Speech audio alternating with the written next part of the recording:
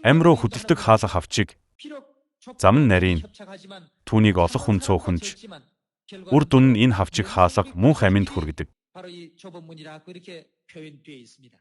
Өнөө үед нэм гаргийн мөргөл сахидаг хүмүүс, амралтын өдрийг сахидаг хүмүүс, алгасал баяр тэмдэглэдэг хүмүүс, Христмас тэмдэглэдэг хүмүүсийг харьцуулж үзвэл бид ялгааг нь мэднэ. Нэм гаргийн мөргөл сахидаг газруудад тоо томшгүй олон зуун сая хүн цугларч байна. Христмас тэмдэглэх сургаалд хэдэн зуун сая хүн автаж байна.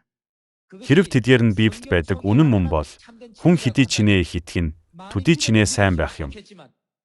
Гисэн хэдийч Библиэд байдаггүй хурамч, харь шашны зан үйлүүд Христийн шашинд орж, гажуудсан хурамч сургаал болж, өнөөх хүртэл оршин тогтносоор байгааг илчилдэг. Олон хүн сүйрэл рүү хөдөлдөг зам руу хошуурч байгаач амьтаа болж мөнх амийг олж авах, амралтын өдөр алгасал баяр зэрэг жинхэнэ үнэн рүү ирэх хүн цөөн гэж Библиэд бичсэн. Тэгвэл манай сүм, амийн үнэн байгаа сүм үү, байхгүй сүм үү? Үүнийг бид баталж итгэх ёстой. Хэрв ам байгаа бол манай сүм өргөн хаалга уу, хавчиг хаалга уу? Хавчиг хаалга гэдэг нь гарцаагүй. Энд ам байгаа учраас бид амийн үннийг эцсээ хүртэл сахин хамгаалдаг хүмүүс болох ёстой.